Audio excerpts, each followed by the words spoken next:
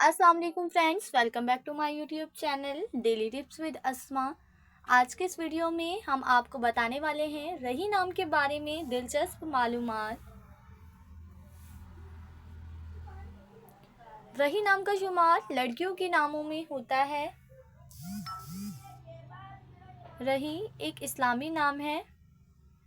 रही नाम की इब्तदाई तारीख अरबी ज़ुबान से निकलती है। रही नाम की लड़कियों के लिए खुशकिस्मत नंबर 1 माना जाता है।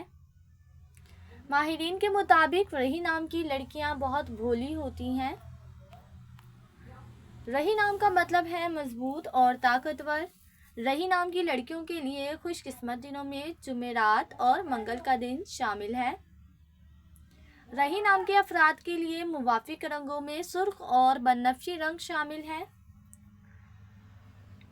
रही नाम के अफराद के लिए मुवाफिक पत्थरों में रूबी पत्थर शामिल है।